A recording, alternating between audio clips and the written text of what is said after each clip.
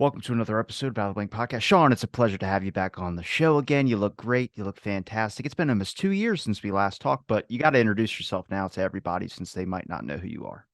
Absolutely, Robbie. Look, thanks for having me back, mate. And yes, it has been quite a while since we've been able to sit here and talk about volcanoes and Xenu and all things Scientology. And of course, as always, we know we're being watched. To all of our Scientology friends out there, hello, and well, I hope you get to leave this particular podcast here with a heightened sense of what you got yourselves into. Yeah, but a lot has happened in the last 2 years.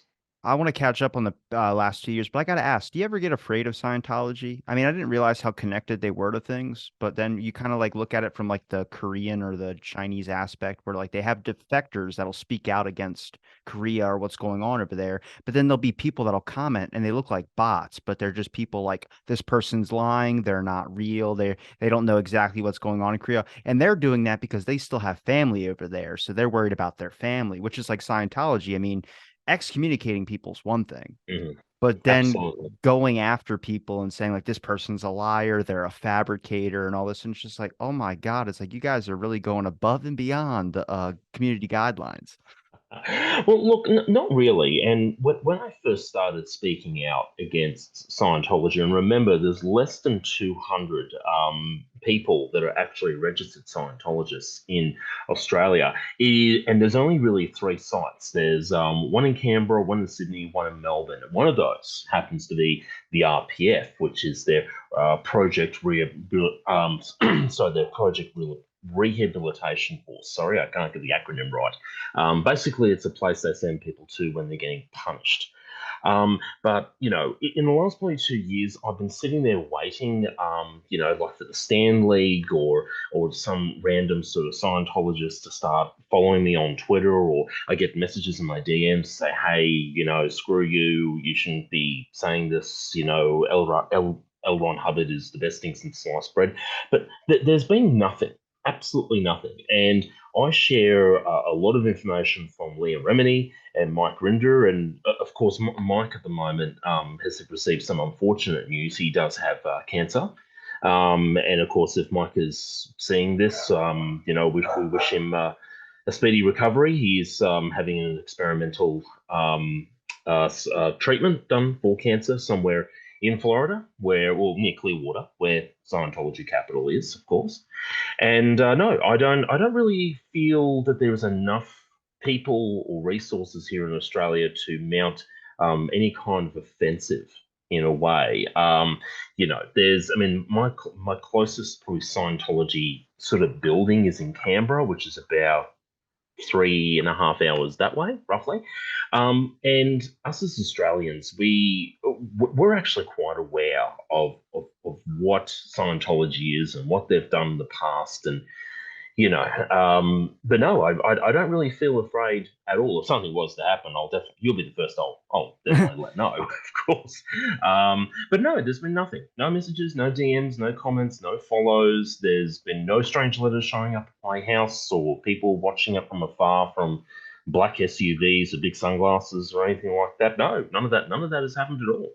I'm not super worried about like the black SUVs or anything. I'm not trying to get like really dark in that aspect of things, but I'm just wondering how connected they are to things. It's like I was talking to you, I've been trying to follow the Danny Masterson trial, and there's not a whole lot of publicity on it besides like maybe a couple news organizations. And I wonder just like how connected Scientology would be to everything. Like, would Tom Cruise really have his acting career if it wasn't because of Scientology? And I know everyone's like, Tom Cruise is a great actor. I was like, well, he's got great publicity too, but the stuff that you don't hear, like when you hear a snippet of this or a snippet of that, of like him yelling at somebody, you never really catch those. And I wonder if that happens more often than you think. And then you kind of get to like, I learned in the history of Hollywood and I found out that the government influences a lot of movie scripts, not like big propaganda stuff, but just small scale stuff. Like at the ending of Jurassic Park 3, they're like, thank God for the Marines. And I'm like, how easy is it to influence even a movie like that? And is that make it right? And who's able to do that? Then you go back to the history of the mob influencing Hollywood, and you kind of get into, okay, what else? And then I'm looking at Scientology now, where I'm like,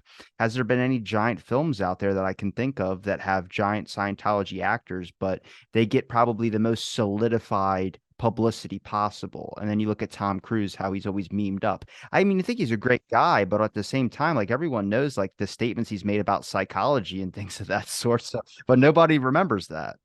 Mm. I mean, he's clearly doing well for himself. I mean, we've had Top Gun Maverick. There's been at least two more Mission Impossible movies that have been sent out. And in recent years, probably even since the last time we spoke, there's been photos of him and David Miscavige, or Miscavige, as I like to call him, because you do that to short people who like to throw people into a hole. And Is his name I not Miss apologize there. Cabbage? No, no, no, it's Miscavige, but a lot of us in the anti-Scientology community refer to him as Miscabbage, as in the vegetable. So it's you see a number of parodies and for Twitter accounts show up now. I am David Miscavige. I love cabbage, and you know, Xenu is my cabbage, or something like that. You see that all the time. But in all honesty, it's really hard to say. It's really hard to say. I do believe that when it comes to Tom Cruise and all these movies and the influence that he has, and there is absolutely no doubt in my mind, or the minds of a lot of other people that speak out against this, is that he is a brilliant actor, absolutely, without a shadow of a doubt. But either he is unaware of the crimes that have been committed, all the things that Scientology does by, the money they take off people, the lives they ruin, um, you know, the fair gaming that goes on, or he is just simply turning a blind eye to it because he is best friends with David Miscavige, and he's obviously just enjoying the spoils of what Scientology gives him in terms of aids, assistance. They even threw a big party for him a couple of years ago on the Free Winds, which is a huge boat that L. Ron Hubbard used to I suppose command. I wouldn't call it command. There's a lot of issues around Stolen Valley here and all sort of stuff. That's a completely different other story from there. And you can see photos of him enjoying his birthday. I believe it might have been his 50th, I think. And no one seems to talk about all the people on that boat who were being paid $50 a week, being forced to sleep in the engine room of the Free Winds, the abuses that were going on, and everything else that the Sea Org does, which is the organization that is short for the Sea Organization, that all these guys were doing for Tom Cruise just to put on a pretty nice looking 50th for him on a cruise boat that used to be piloted or captained by L. Ron Hubbard. So, sorry, mate, I've just lost the video. Don't know what happened there. Yeah, that's Scientology. Yeah, I was about to say that. I was about to say that. Wait, so there's a um, ship, and wait, so it's David Miscabage's birthday on no, it there. was Tom. It was Tom Cruise's. Okay, So Tom it was Cruise is his. 50? Holy shit. Yeah. He's 50. It was like one of those milestone birthdays, but there were photos of him cutting a cake with David Miscavige sort of next to him and being surrounded by all these people who are, the ones who have achieved the OT7s, the OT8s, and they've paid hundreds of thousands of dollars to become an operating Thetan. As they call themselves, but yet no one seems to be talking about the people who were in the bowels of that ship, working away, dealing with the abuse. And here is Tom Cruise up on the upper decks, enjoying his 50th. And he's either not aware, which I find to be unlikely, or he is just simply ignoring the way that these people are being treated.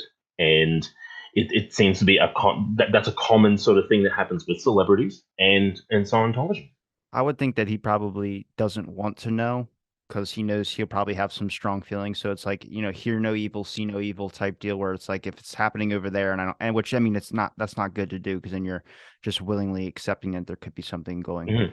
Well, horrible. he's complicit in these abuses that are going on, and it's a well-known fact that he has a number of aides and assistants and people that work on his publicity team, his management team. They're all handpicked by a number of people who are what's the word I'm looking for here, been assigned to be his Scientology kind of people. So, he might find a new caterer, and then, for one of the for one of the Mission Impossible movies, and then that caterer's then got to go through the process of going through his Scientology people just to make sure that A, they're not a suppressive person or an SP as they call them, and B, that they're not going to try and get into Tom Cruise's head, hey, what you're doing here is actually a bad thing.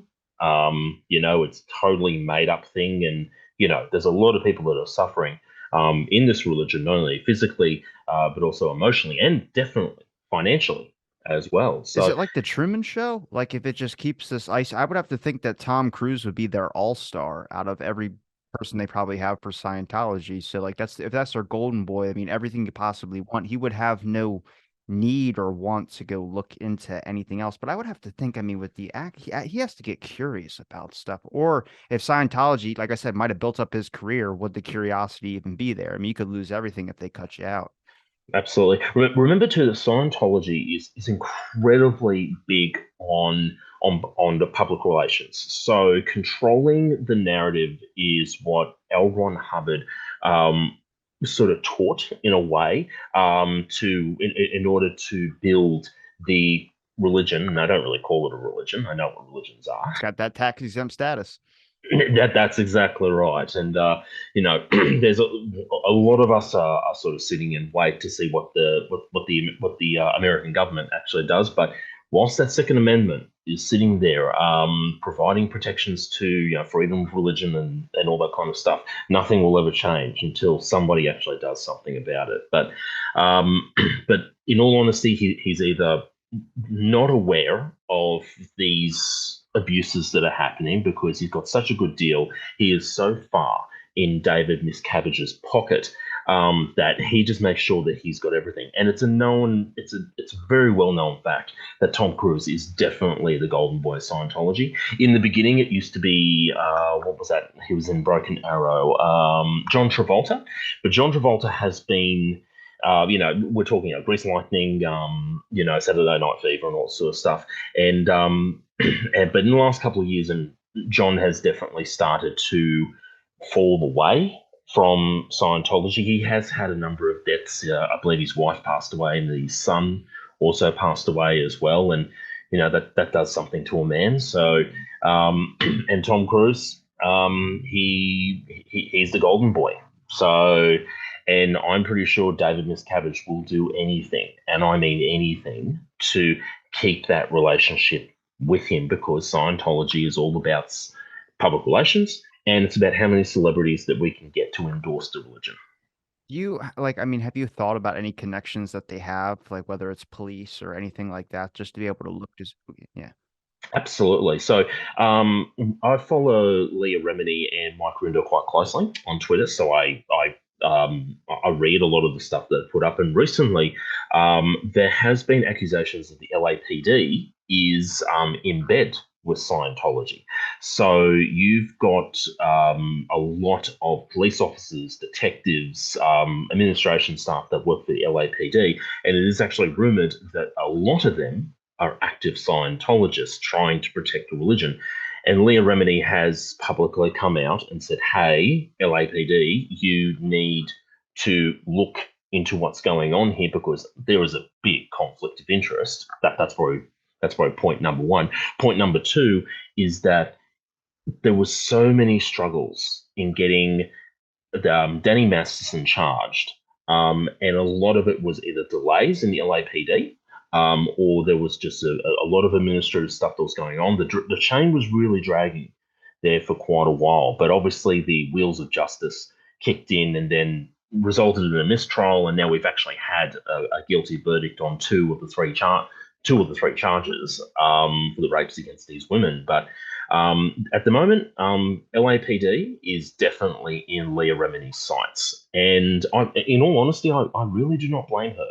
She has appealed to them many times, particularly with the location and welfare check of Shelley Miscavige, who is married to David Miscavige. She's the one that disappeared, right? Yes, yes, she hasn't been seen in 17 years. I think when we spoke last time, it'd been up to 14 or 15 years. So let's tap on 2 more years to that. And Shelley is just being held somewhere. Nobody knows where she is. Nobody has seen her in public for so long. And her and Leah Remini were very close friends. And one day she disappeared. And Leah asked questions. Where is my friend? Where is Shelley gone? And then she was, of course, dragged over the coals. She was put into auditing straight away to ask about her evil intentions and why are you asking these questions and stuff like that. And that actually began her deprogramming process of getting out of Scientology and realizing how much BS was really going on behind the scenes. But to this day, Shelley has still not been seen. And it was the LAPD that turned around and said to Leah, "We have seen her. She's fine. She doesn't want to see you." And of course, they were close friends, and she's been, quite angry about that ever since, and rightly so. If my closest friend all of a sudden disappeared off the face of the planet because of religion, I'd be asking a lot of questions too, and I'd be continuing to ask those questions until I got an answer. And I believe that's what she's trying to do. She's trying different avenues of getting an answer from the LAPD about where is Shelley, and B, how far is the police department in LA? How far are you guys involved in this, into protecting Scientology? How many people are active Scientologists and trying to evade the law, pretty much?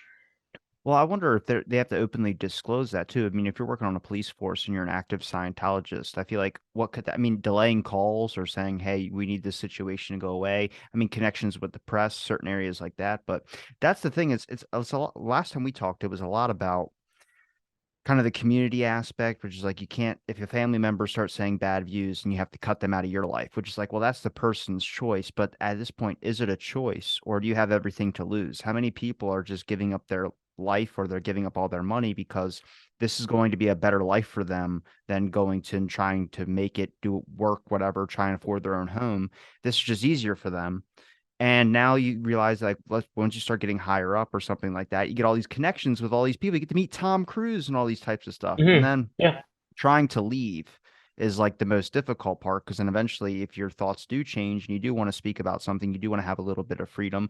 They go, "We built this all for you. We'll just take it all away." And now you have everything to lose if it comes to just having a dissenting view. And then it gets into like the rape charges with Danny Masterson. I didn't even know he was really a Scientologist until, the charges first came out. But then you have, I mean, that's not new. There's history of in Hollywood of like studios covering up scandals that actors have, like if they're drinking and driving, if they're doing something like that, just delay it from the press, be like, "Hey, don't report this story, he's our golden boy," or something like that. So Absolutely. that's major corruption in my mind, no matter if it's Scientology or whatever it is. But then that makes me ask questions about like how connected is Scientology. I mean, if we have people that are able to disappear and there's no investigations being done about it, and there's no really giant mainstream press on like the Danny Masterson trial, or there's not any cop investigations on other aspects of like how many people are Scientologists around here, just so we get a good basis. That's scary. Mhm.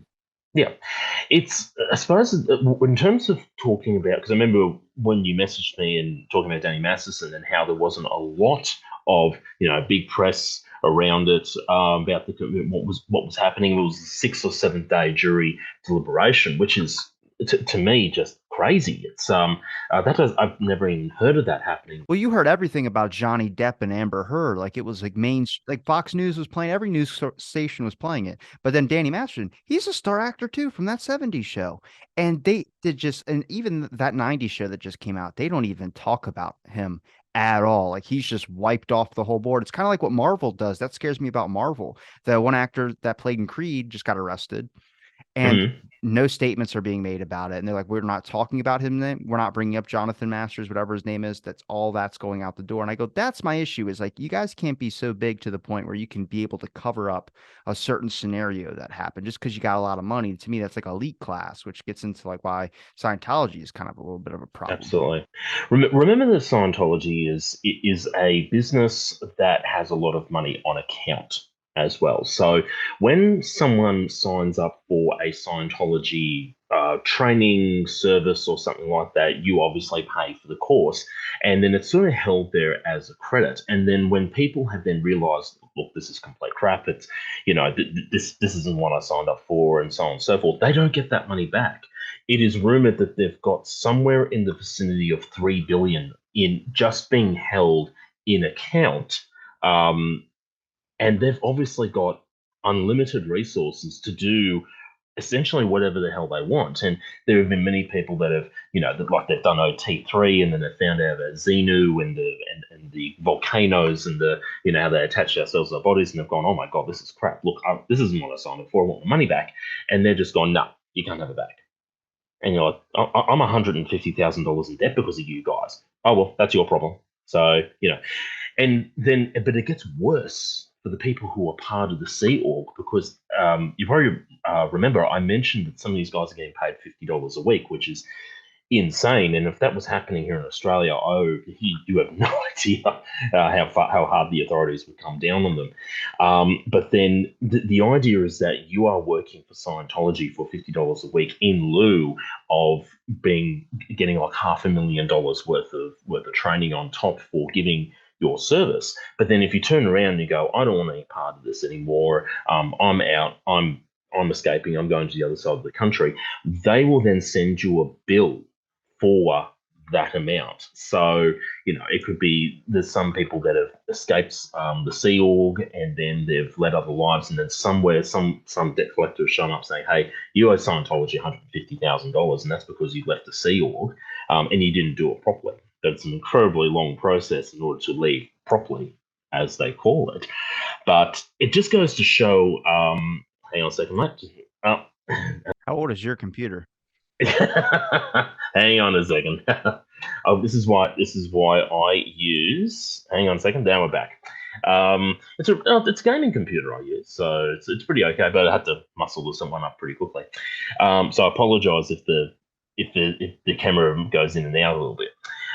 But it just goes to show how much money they've got and how much money they're willing to spend in order to keep the status quo. So they're probably spending millions upon millions a year to keep Tom Cruise happy.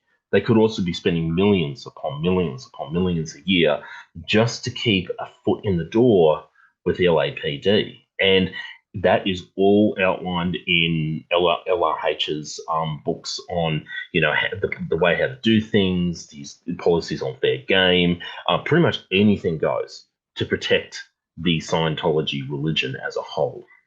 Have you been ever able to find the government documents on Scientology? If they keep a logbook on everything the government does. I've been really interested in the JFK assassination since we've last talked. Like the past year, I've had over 100 something experts, people that are involved, like federal judges and everything, that have different views in the official story. And I think at this point now, there's been a lot of evidence of coming out that we know a little bit more than just what happened in '63. But digging through all these government documents, I'm just coming across like they kept tabs on everything. So I would have to think, when did Scientology start? And at the same time, are there any documents on it? And I have not been able to find any on the FBI's website, the CIA's website, any of the reading rooms or anything like that. So I'm wondering if there is a relationship there. Is it getting kind of Epstein-y? You know what I'm saying? Like not buying a private island and stuff like that, but you have power to do things that no average person should be able to do. Like Bezos has $180 billion.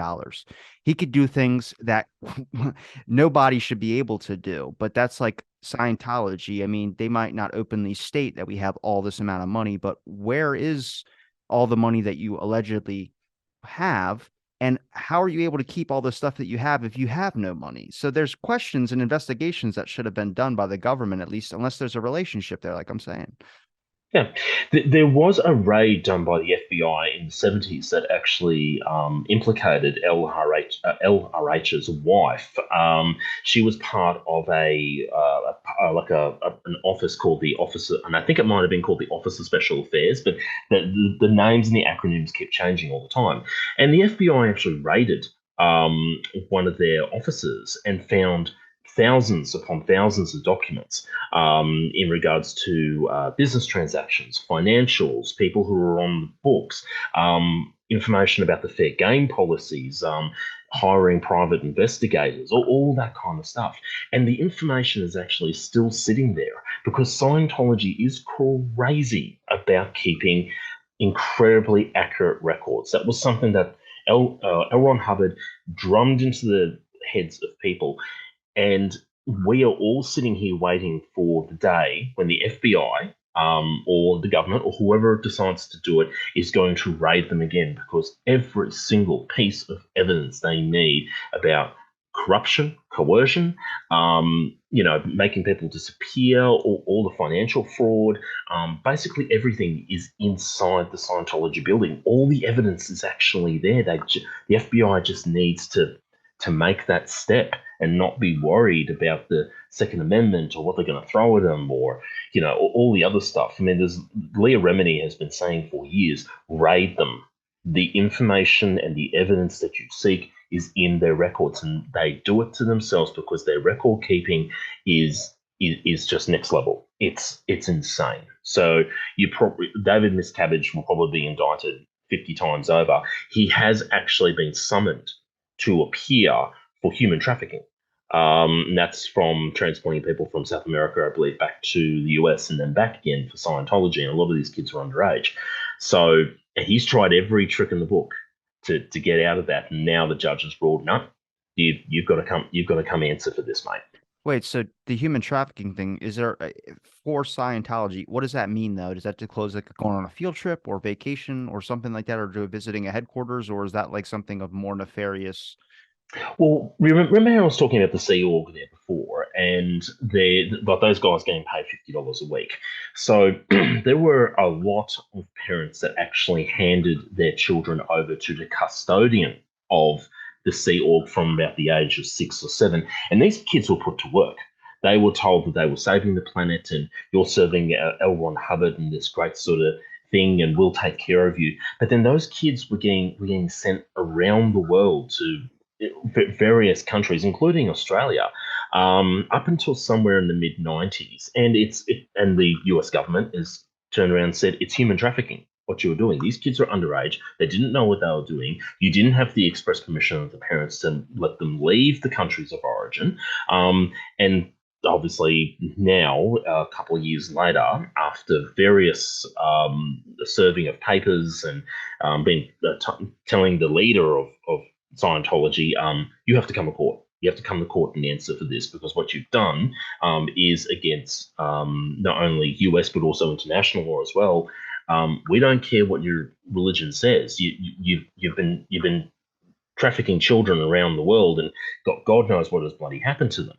So it's going to be interesting in the next couple of months and years to see if David Miscavige, and I keep saying Miscavige, I can't help myself now. Does he have the balls to appear in a court of law and stand in front of a judge and try and defend himself? But because of course he always sends his own people in, lawyers and stuff like that, and see what happens, because that charge of human trafficking, which he was aware of, he knew what was happening with these kids. That's a lengthy prison sentence right there, and I'm not too sure if the Second Amendment is actually going to save him from that. Do you see a lot of long periods where there's nothing and then there's like a blip here or there's some type of noise that they make somewhere? Like are they that good at covering? I'm surprised I don't hear anything about the activists against speaking out. I only know you and then Stephanie, who I've had on the show, who like tweet stuff about Scientology. And then Leah Remini obviously is the one everyone mentions, and Mike Rinder as well too. But I don't really like, I don't see like a whole 50,000 group of people speaking out about Scientology. And like, is it happening somewhere and I'm just not seeing it? I'm sure there's probably forums that all talk about it, but Absolutely, and look, absolutely, there is. I mean, Scientology activists, people who are trying to expose the lies and all this sort of stuff, they do share a lot of similarities with the Church of Jehovah's Witnesses, because they're also their religion is also starting to crumble. As well, you've only got to look at the real estate records to see that kingdom halls across the country are being sold off in huge droves, because here in Australia they've all been taken to court, and they've now got to pay victims of sexual crimes that they all instigated here in Australia. But of course, that's another completely different religion. But I suppose there is such a thing as people and the media are coming out with a bit of exhaustion in a way. So when people have asked Leah and Mike about, why wasn't there another season of the Aftermath? Why wasn't there another season of the Fair Game podcast, which I listened to? And they just basically said, look, it's out there. We've got our own lives to lead as well. We've spoken out. The resources are there. And Scientology does continue to decline. as well. So even though they're trying to tell all their members, they're growing by, X amount, whatever it is per year, the numbers are always inflated and they're not true. But yeah, I think that the media just get they see Scientology, oh yeah, here we go again, and it's that they probably feel it's a bit of a dead end, or do we really put the resources into trying to investigate this in such a way? But then, yeah, is our audience is actually going to listen, and then are we going to get sued? Or I even remember that there's a guy here called Brian Seymour, and he's a Channel 7 investigative journalist, and he has been the target of Scientology for about 13 or so years. And then one day, Brian completely disappeared. Couldn't find him. And nowhere on Twitter, Where nowhere the on. fuck are they going? That's what I don't get. Well, he's still there. I mean, I found him. He went completely quiet because he created a series called Scientology Black Ops, and it was already in post production. It was all ready to go. It was going to be eight 40-minute shows in prime time here in Australia to expose the links between America and Australia and what is happening with all the crimes that have been done. And it never went to air. Never went to air. It just disappeared. And then Brian just disappeared. I actually sent him a message on Twitter to say, "Hey mate, we haven't seen you for a while. What's going on?" Didn't hear anything. I know he's still alive because he's doing other podcasts. It's about a lady called Marion Barter who disappeared.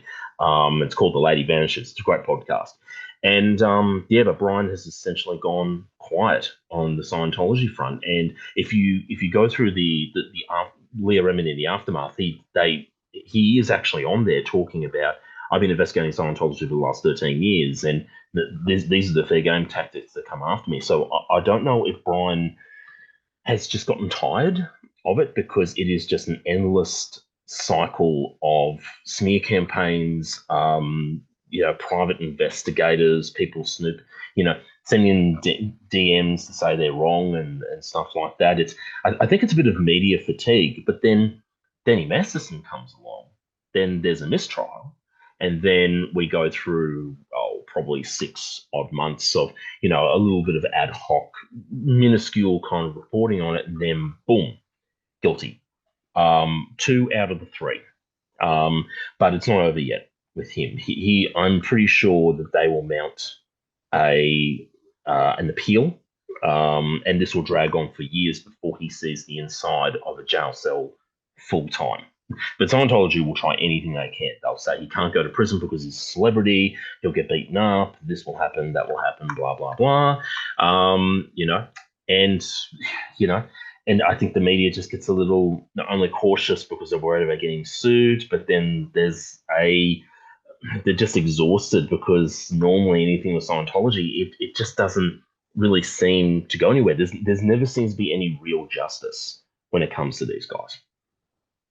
The tactics that they use, like how are they recruiting new members? Is it through higher celebrities like that, like people like Tom Cruise that could introduce them to that? Because I mean, how are they doing meetings? Or if they're having meetings, would have to be on secret channels or something like that. They're not openly stating like we're having this event happen here, because I think you'll have enough people that'll come out and speak out about it. Most people know the name Scientology, but I just don't think they know to what detail that really is. And the stuff you can find, like you do talk about media fatigue, the people that are beat down are because they're constantly getting flooded with DMs, whether it's just a spam or copy and paste stuff over and over and over again, making their lives hell. And they do have their own lives to live. They can't just solely go to this when it's not really going.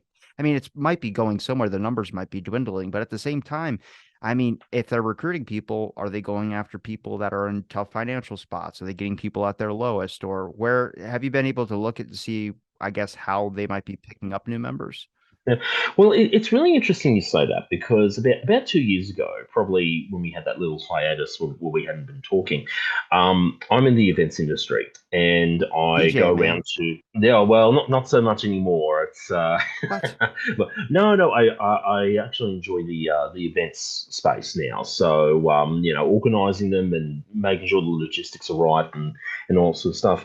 And here in Albury, where I live, I went to an event. It was a women's spiritual sort of health kind of event, and I was curious, so I went in and checked it out, and I'm looking at the assets and the expo walls and kind of lighting and all that kind of stuff, and then I'm wandering around, and all of a sudden I see an e-meter right in front of me, and I'm like, I know that.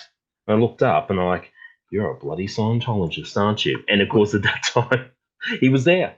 This guy was, and I have never in my life wanted to go to a guy and shake him and go, wake up, mate. Wake up, because that thing right there does nothing, and everything that is in your head right now, my friend, is a complete lie and a fabrication by a man who just simply wanted to make money, and you are actually still helping him to do that post death. So, and I was going to go over and say something to him, but of course, my wife sort of grabbed me and said, no, no, no, don't go make a public spectacle out of yourself. I was going to do it. I was never been so tempted in my life. So they will show up very randomly here at events like that. But normally the organisers, and of course I had a discussion with the organisers afterwards and said, hey, do you know that Scientology over there? And you really shouldn't have that kind of guy like that. That's not a health and wellness thing. That's a scam right over there. It's like multi-level marketing. And they are now just relying on word of mouth. So you will find that there will be people in Tom Cruise's inner circle that will still try to get people in. They're not. I mean, they've got their websites. They've got a Twitter page called the Stand League, which is they claim it's the truth about Scientology, and they put up a lot of really nasty things, especially about Leah, because they're trying to control the narrative. But as time goes on, and as the internet gets greater and greater, and information becomes much more readily accessible, that they can't control it forever, and their recruitment efforts would be getting somewhere to the point of being either non-existent or just being incredibly misleading in a way. Because that guy I saw here in Albury, it didn't have a big banner up there saying, I am a Scientologist. It did not have that there at all. The literature was very, very specific, and they actually they didn't call it the e-meter, they called it something else, and I can't remember what it was, but I still remember there was a pull-up banner sitting there, and they were promoting the whole thing as a stress test. Now people would look at that and go, "Oh, yeah, I'm stressed. Yeah, I'll do that." Little do they know that it's the Scientology e-meter that's doing it, and that meter is designed to produce a negative outcome regardless, in order to suck you into one of their courses. And of course, they start you with the free courses, and but then there's another course that can help you as well, and that's $500. And then before you know it, you're maxing out your credit cards, you're taking out a second mortgage on your home, you are doing whatever you can to finance Scientology because you want to be like Tom Cruise too. It's a damn Ponzi scheme. It is. Absolutely, it That's is. It is. crazy that they put it under something else and they do it as like a stress test just to get you sucked into. I wonder, do they have anything that they have to have on them to identify as a Scientologist in case you come across? Okay, so that means that they must know, like, basically everyone who's involved in Scientology. But like, hey, you're a Scientologist too. Why don't we talk about this certain situation over here? I mean, when I was looking at the guy, he was probably in his probably mid-20s. He just had a polo shirt on, because I was actively looking for something of like a little badge, like what the Mormons do. They have little badges on saying I am part of the Jesus Christ of Latter-day Saints. They have one of Or those. if you smell sulfur. And no, he didn't have anything like that at all. To the untrained eye, it would have been just a random guy standing there wants to give you a stress test for this new age science, or new age sort of mental science. And a lot of people don't know what it is until I went to the organizers, who I know, and I said to them, "Hey, that's Scientology. Get him the hell out of here." Because, but they try little tactics like that. Like we've got a couple of popular sort of women's health and wellness expos that happen in Sydney, Melbourne, Canberra, and no doubt there will be a Scientologist hidden amongst those guys somewhere, but they're not calling themselves that. They're calling it a personality test or a stress test, or And you'll see a couple of books about, the Dianetics and, all the different books there. But a lot of people nowadays don't even know what that is until someone turns around and says, hey, that's Scientology right there. And then they're like, oh, okay, right, I'm staying away from that. So they're sneaky. They're sneaky buggers. They are. They try they try everything. Do they prefer women over men? They promote themselves as a gender balanced religion. However, and also with the LGBTQ. I've forgotten how many letters are at the end of that now. Um, and yeah, it's really hard to say. It's about 50-50 between men and women. They do try to promote themselves as a gay and lesbian and transgender friendly organization, but of course, L. Ron Hubbard was one of the biggest homophobes out there. He actually called it a disease and one that should be eradicated and through the teachings of Scientology. So, but as far as I can see, it doesn't seem to be, these are mostly guys. Like if you look at the Jehovah's Witnesses, a lot of those guys are men. A lot of your elders are men. Elders cannot be female; they have to be men. Where this seems to be more 50-50, and I haven't seen anything to say, hey, they're preferring men over women. I haven't seen anything like that at all. I would happily say it's 50-50. Well, most people get sucked into like fishing and shit when they get like a divorce or something like that. But if you're going to like a convention where there's a bunch of single moms and it's like a parenting convention, for instance, like how to raise your kid, I mean, that's great pickings for them because they can get someone sucked into something and they get invested. Hey, we'll help you out with, your kid as well too. And, we'll raise them up to being Scientologists and all this. And then you get stuck in this thing that you necessarily don't know. I mean, how many people do you think probably want to leave that organization, but just feel like, I don't know that it's going to be more of a hassle. I feel bad for John Travolta. I mean, you don't hear about him at all anymore. No, no, you don't. John's had a lot of personal tragedies in his life. He's had a lot of people sort of. I think he has a lot of problems, and I do feel sorry for him. And then of course his son passed away. I'm a father myself, and that it would destroy me if I I was just him. found out you telling me about that. I didn't know. Last I remember his son, he created a TikTok and he was like, "Yeah, follow my son on TikTok." Yeah, no, he had one son who was he was very intellectually disabled, and I believe he was 24 when he passed away, and there were rumors that John Travolta thought that Scientology would be able to help him, and he had a number of problems. I believe he had epilepsy.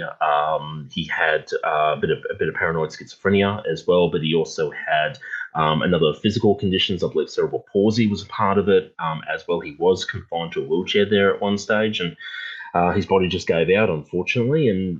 But there are rumors that John thought that Scientology, if he kept going with it, would be somehow able to cure his son, and he passed away, of course. So yeah, just making sure the kids aren't coming out.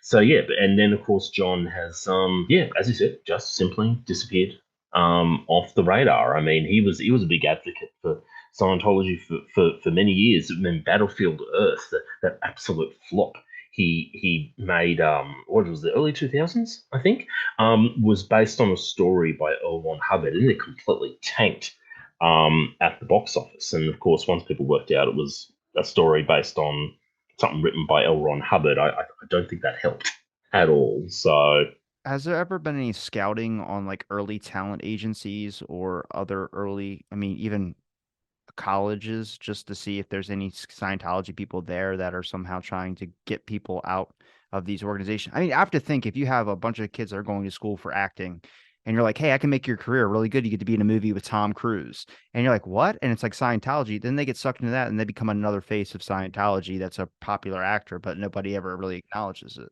I personally have not heard of any rumors in the Twitter sphere about, this is happening at like UCLA or one of the universities in New York or in LA or anything like that. But I would not be surprised that there is some kind of covert recruitment going on behind the scenes direct focusing towards acting students, and the and it just doesn't end there. They'll be looking for people who are camera operators, cinematographers, people who are in film and TV, because that adds to the controlling of the public relations part of it by getting materials out there.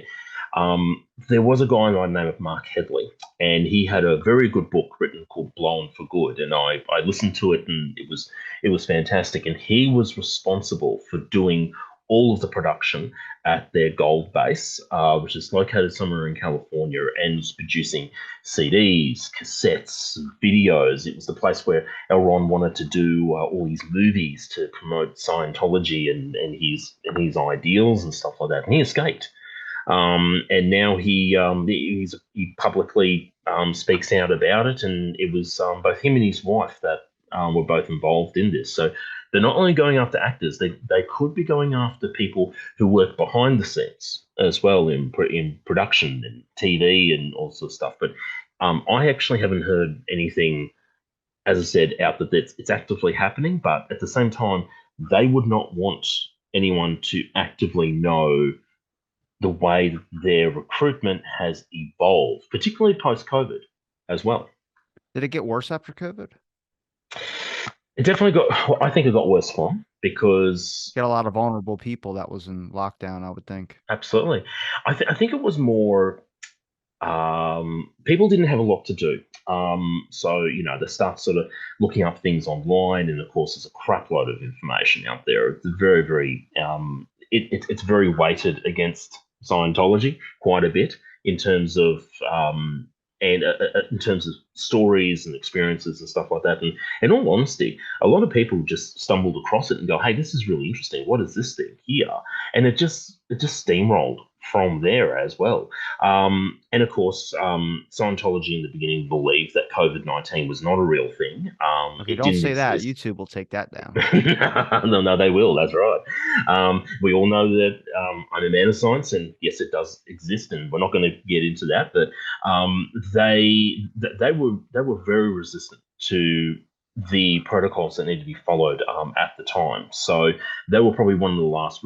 So yeah, I'm going to say businesses, not religion, to start following the COVID guidelines when it comes to staying at home, making sure that you're vaccinated, all that sort of stuff.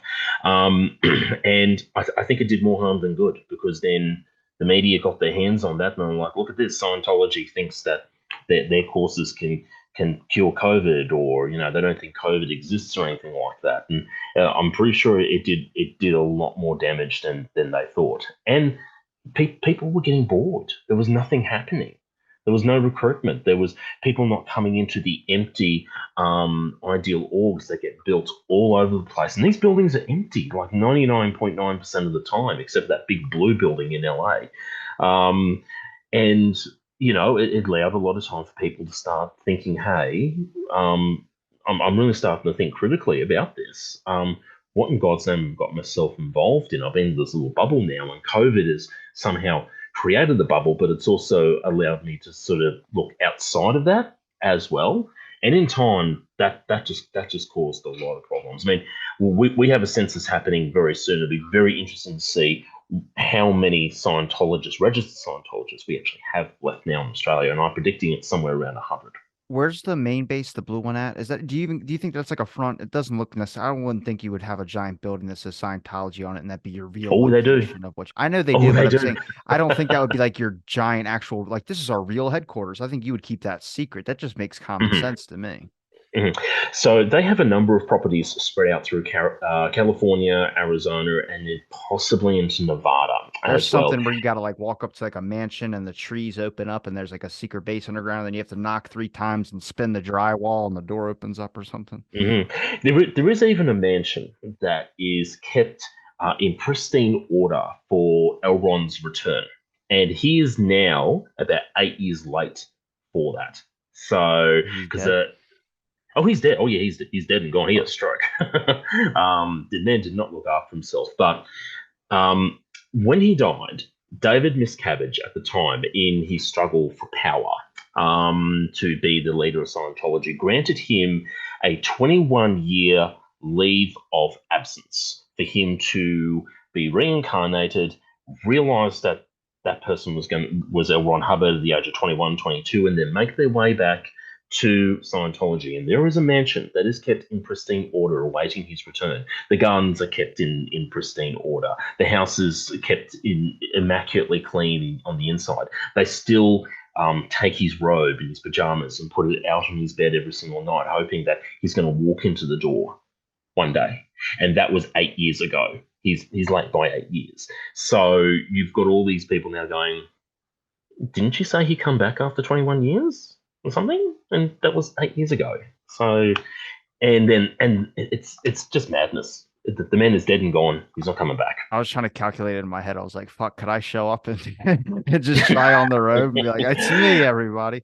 No doubt that's probably happened because someone's gone, like, oh yeah, I'm Elron. I have these visions about thetans and being on a boat and being chased down by various, um, was it polices around the world trying to trying to evade them and I'm everything. curious I'm where sure they it happens get all the time. where they create these myths from. Like, is it just people having dreams in the night and they feel like it's a message from whatever, a higher power, or is it just they're just randomly writing down bullshit and people are just following it because They're following it because Elron said so. So they take the what he wrote literally, like absolutely literally. So if Elron said that this was going to happen, or you should do something um, like making your bed, cleaning yourself in the shower, washing your hair, how to eat, and there was a way that that all had to be done, and there are people that will follow his instructions to the absolute T. So if he went and just put some bullshit that once a Scientologist becomes sort of aware of of who they are, and they're a Thetan and they've achieved a certain level, they will come back after 21 years. And he just put that in there, and people who are still current Scientologists are told that's gospel right there.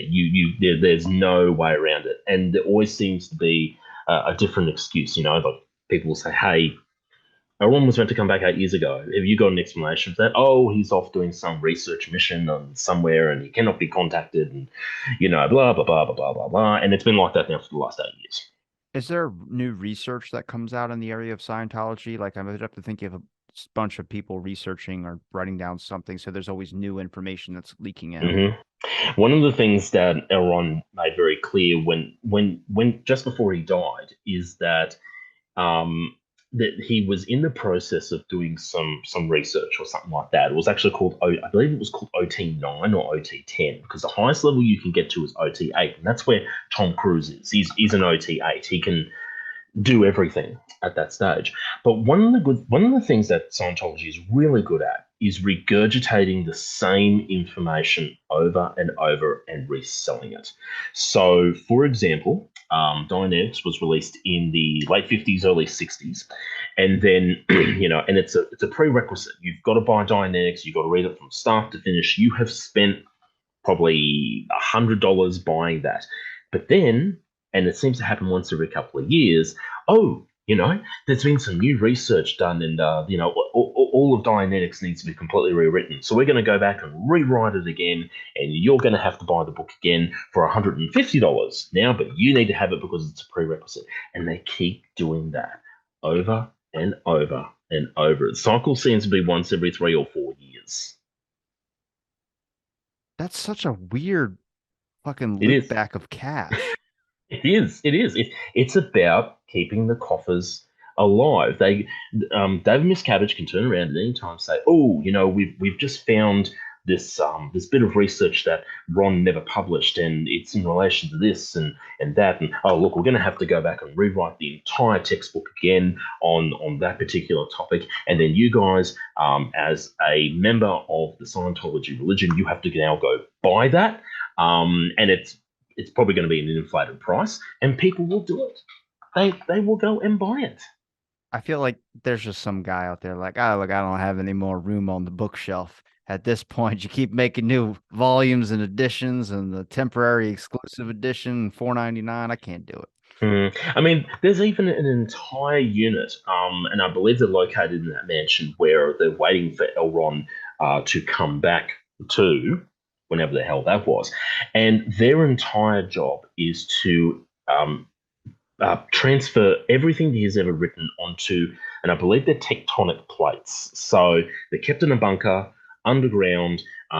Basically, these, I mean, these plates, they contain the words of L. Ron Hubbard, and they're meant to be indestructible. So if there's a nuclear explosion, a volcano, some other kind of hideous worldwide event like an asteroid plowing into us and destroying all of humanity, his word has been preserved in these tectonic plates that is down in a bunker or like deep into the ground. And there are people just sitting down there just transferring everything onto these plates, and they put it all away into storage. Is there any large acts of aggression that go against Scientologists? Like, I don't know how it is there over there in Australia, but I just feel like it might be a little bit different over here. We don't really, I've never met anybody that was, I mean, on the show I have, but in person or anything like that, I would probably have a different reaction than most of the public would. I think a lot of people just go, what the fuck is that? And then walk away. But I'm curious if like in Scientology in Australia, you get a different reaction, more hostility towards people who are Scientologists. And if your government's trying to just close them out entirely, like we want every single person, no Scientology allowed in Australia, because I think we would be like that here. I think a lot of people are questioning, this doesn't really seem like a religion. It's gone from religion to more Charles Manson. Yeah, absolutely. Um, us as Australians, we're a funny bunch. If we are sort of aware when something is bullshit, and we tend not to try and give it the time of day.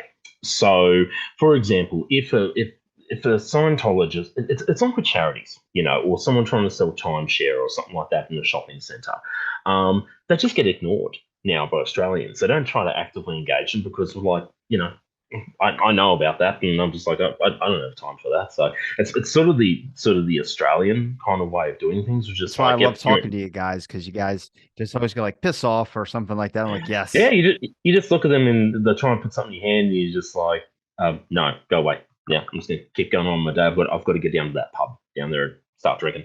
But yeah, it's I suppose with we don't we kind of see through the bullshit in a way, and we do tend to call a spade a spade. So we're not in sort of the business of going, hey, this is a rake, but it's actually a spade. It's sort of the Australian way of living, and it applies to a lot of other religions as well, like Jehovah's Witnesses. When they come knocking at your front door, either you just say no, thank you, close the door, and just go about your day, or you do what I do and have a bit of fun with them because, well, let's face it, I'm a creative guy. So, um, but yeah, there's been no, like here in Australia, like protests outside the Canberra org, or outside the Sydney org or anything like that. I mean, you can go back through a lot of sort of investigative journalism on Channel 7, Channel 9, which are two major sort of channels here, and they're talking about people who were in those buildings and getting abused, or that they escaped or anything like that. But it doesn't happen very often, which indicates to me that their numbers remaining in Australia are pretty dismal at the moment. So it's not even a blip out there. If anything, we're probably just waiting for the whole thing to fizzle out, and they'll start closing up the buildings, because eventually it will just get too expensive. It's just the way things go. But there will be still some people out there that will still get sucked in occasionally. Canberra is a good example of that. We have two major universities there, and I'm going to be surprised if they are trying to do covert recruitment there in some way. But I tend to hope that the universities will find that out pretty quickly and put a stop to it, because, well, that's just not the way it goes here. Is if Miss Cabbage, if he gets indicted or he goes to prison or whatever the sentence would be, if he gets summoned and shows up, I mean, besides like the legal things, what would be the ramifications if he actually does have to go to prison? Like, there's no bullshit and there's no postponing, there's no retrials. It's just, this is it. You're going to prison for however. You think that would change the foundations of Scientology, or do you think they would just come out with a cover story saying something that would try and keep their members loyal? Absolutely, without a shadow of a doubt. Nothing will change in Scientology until you knock him off the helm. So, when L1H died, there was a huge struggle for power, and you had some of the original founders of Scientology who knew L. Ron from, say, like England in the 50s, something like that, struggling for power with Miscavige. I don't know how he did it, but deception's part of the game with Scientology. If he was to be chucked into prison tomorrow, there would be total anarchy. Nobody would know what to do, and I can see the entire organization starting to crumble from the inside because David Miscavige keeps an incredibly tight rein on everything. So he has people, policies, procedures. He has cameras everywhere. He needs to know what is happening across the entire Scientology field at every moment. And an example of that is in one of Mike Rinder's interviews is one of his jobs as the international spokesperson for I think it was not Scientology LLC or however they did it is he would go into Miscavige every morning and he would say who blew overnight, and blue is a code word for who escaped overnight. And then, of course, he would have to run them down about who's escaped and who they're actively pursuing and stuff like that. I could never imagine having such a tight grip on an organization to the point where you need to know absolutely everything that's going on. It would just be so mentally exhausting. Very clingy, very clingy. I mean, yeah, it would be. But if he went to jail, it would be anarchy. And a lot of us have said that nothing will change in the Scientology sphere as long as David is still there at the helm because he just keeps such a tight rein on everything that happens in there. He goes, it starts to crumble, and of course there will be people that will come out of the woodwork claiming that they can be the next leader and that they want to change everything, and then it will just be the shit show of shit shows once that happens. If and when that happens. Is there ever an effective time to strike or to make a move when it comes to Scientology at their low points? I mean, we don't know about their numbers because they could be fudging their numbers.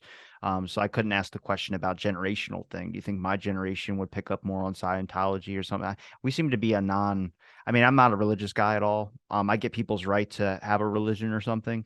It's not for me. But at the same time, I have a big error when it comes in with morals and things where people are putting their life savings into something and you're knowingly taking money out of their pockets and making it yours just for your own financial gain and your own it's terrible, but it happens, and I don't know how to stop people from that besides educating them on it. But the fact that you don't hear about Scientology makes awareness a really key issue in this area, where you're trying to really talk about like how come nobody's asking Tom Cruise questions about Scientology? How come you don't have any interviews asking like why do you support this? Why do you support this when they do this? I would feel like more celebrities getting in the news like that, like Danny Masterson, you would have a lot of people starting to be like, what the hell is going on with Scientology anyway? hmm Um, it's really interesting you say that because there have been like over the years with various journalists like the BBC or CNN or any of those guys, and there have been various journalists that have tried to ask that question, Mr. Cruz, are you aware of the crimes that have been committed in your chosen religion, Mr. Cruz? Are you aware of these people who are speaking out against your religion? Never happens. And I think that's because he has constant Scientology and other celebrities as well, like John Travolta and Kirstie Alley would have had them as well. She was a big Scientologist until her death. I think it was last year, I think, or the year before. Um, and I think they actually have it now as a rule of thumb: you don't ask Mr. Cruz about his religion because it's a infringement on his rights or something like that. So but at the same time, it really makes me wonder, like big movie studios like Marvel, if they were ever to get him, say, to play Iron Man, which no, can't do that. It's RDJ. um, then what is actually stopping the studio from saying, "Well, okay, we'll let you play this part, but you can't." talk about Scientology. You can't bring any reminders in. You can't bring any materials in about it at all. But we just don't know what's happening with that at all. But as far as I'm aware, journalists, interviewees have attempted to ask questions in the past and they've been stopped somehow. Have you ever been able to point out like a movie with a Scientologist where you're like, that's something Scientology related that's just inserted in the film? It could be like a small little piece or a little symbol or something that's just not normal, but not a lot of people would not notice. It would just look like a photo in the backdrop or something like that. But it was just something like, that's Scientology related. Yeah, not really, no. And I think that Hollywood and writers and producers are actually really onto that these days. I mean, the only clear example that I can ever really point out that sticks out like a rusty nail is Battlefield Earth, which was an adaptation from one of L. Ron Hubbard's books. I mean, that screams Scientology all over the shop. Um, no, I haven't seen any movies or any TV shows or anything lately where, you can point to something and go, hey, that little bit there, that's Scientology. I think that's the turning of the tide with Hollywood these days, and directors and producers and studios. They're all becoming very aware of some of the tactics that are being implemented. I would love to see Tom Cruise's employment, or the contracts that he has to sign, and then movie makers have to sign as well, and whether is there a clause in there about Scientology and what he can do and what he can't do, all that kind of stuff. But no, I really haven't seen anything out there and looked at it and gone, yep, that's a Scientology sort of thing right there. Now, do you have any community resources or anything that anybody listening could go follow or go find besides like obviously your personal Twitter and things of that sort? But like, is there any interesting forums or something that people can be able to go? If you can share it, that'd be awesome. Oh yeah, Just so oh I I could can, get it. absolutely I can. So one of the Twitter is a great space for this, but it is for anti-Scientology information and groups and people that you can follow. But recent development, probably in the last 5, maybe 6 years, they seem to be getting on top of that now because you see um, pages like the Stan League showing up, trying to, control the narrative and all that sort of stuff. Basically, there is I would actually encourage everyone to read or listen, because I like audiobooks, Mike Rinder's book, A Billion Years, My Life in the World of Scientology. It is actually narrated by him as well, and it's a great resource. It goes from when his parents were involved in it, right through to current day events. He's now married with two children, very happy.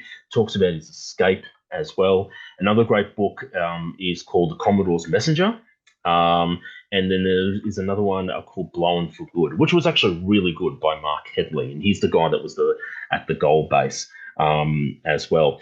But probably the biggest resource out there, and it's nearly a daily rundown, is a blog done by Tony Ortega. And of course it's something the bunker. If I look it up right now, I can probably get it. But if you look up Tony Ortega, he has been running a active blog on reporting on Scientology for the last 20 years. And it's actually called the Underground Bunker. That's right. So that's what it's called now, the Underground Bunker, and that contains a lot of information, particularly Danny Masterson as well. So you can look at all those resources, and definitely get Mike's book. I am not being paid to say that. I just want to put that out there. So, but it was an incredibly great book to listen to, and if you wanted to get, I mean, this guy was he was the number one guy. He was. And his kids aren't talking to him now, right? The other No, ones. they're not. No, they're not. They're disconnected, and that was part of the. If someone leaves Scientology, then they're disconnected from their whole family. And the book actually does start with a message to his children that if they ever find it, if they ever have the courage to read it, that he still loves them and he's there for them whenever they decide to leave. So, but all those resources there, yep, I can highly recommend. What about some of your own links? Well, I do a lot of sort of retweeting in a way, or a quote retweet on there as well. They do come from a variety of sources. Aaron Smith 11 is a guy that I follow on Twitter. He is actively an ex-Scientologist, used to be in the Sea Org, same sort of level as Mike Rinder, and he actually shares quite a lot of great information as well. So whenever he puts something up, I tend to reshare it there as well. But all of my anti Scientology information is actually all on Twitter, and if I see something that I think is going to be quite relevant, I always make sure I repost it, because you never know when someone who is on the verge of getting out is going to see something, they're going to read it, it's going to click, and then they're going to have the courage to leave. Yeah, but they peer review all the materials before it gets access to people, right? That is very debatable. That Okay. is very, very debatable. Um, so when you say peer reviewed, you're talking about sort of peer review from Twitter, or peer reviewed from, say, the people inside of Scientology, Inside for example, Scientology. I mean, inside no, Scientology. since Elon bought Twitter, I think you're having everything go really up there at any point now. I just mean with Scientology, they have to look at materials and be like, okay, you can read this, or you can check out this, or this is accessible. Yeah. No doubt that there are people who are clearly running all these pages that are inside Scientology. So I mentioned the Stan League a couple of times, and they ran a pretty hateful campaign against Leah when she started speaking out, and they still do it to this day. But they also keep a very, very tight control over what they can read. It's basic cult dynamics. They say to them, we're doing so much good work, but there's so much more information out there saying that everything's bad, but it's actually good. So no doubt they've got some way of spinning it. No doubt at all. But they would be keeping an incredibly tight noose on anyone who has access to any kind of information on the World Wide Web, in order to preserve that person, and of course preserve the amount of money that they're making per year. Fucking, it's a cult with legs, man. That's what it is. It's connected Oh, into everything. it's probably the ultimate cult business. I mean, you could look at Charles Manson, or you can look at the Branch Davidians, or you can look at what one here called Little Pebble, and they're all very small, one person focused sort of religions. They're very closed off, and they make money, but they don't make a lot of money. I mean, this is next level. This is billions of dollars, and Scientology will use them to to to protect themselves. But if David Miscavige, that's right, cabbage, like the vegetable, um, if he ever goes to jail, if he is ever knocked down off his throne, if he dies, it will be anarchy in the religion, and it will start to crumble. Well, I'm going to link your links in the description for people to be able to click, and also the Underground Bunker. I think you said Tony Ortega's blog. I'll put that in there as well too, so people can be able to check out some resources, and also whatever he's posting about. But I appreciate the time talking to you again, Sean. No, that's right. Thank you for having me. It's been a hot minute Yeah, since we're it's now to been a sit while. down and have a. And you're looking good too. You're looking good. But I'll link your links in the description. Thanks everybody for listening to this episode of Out of the Blank Podcast. Stay tuned for our next episode.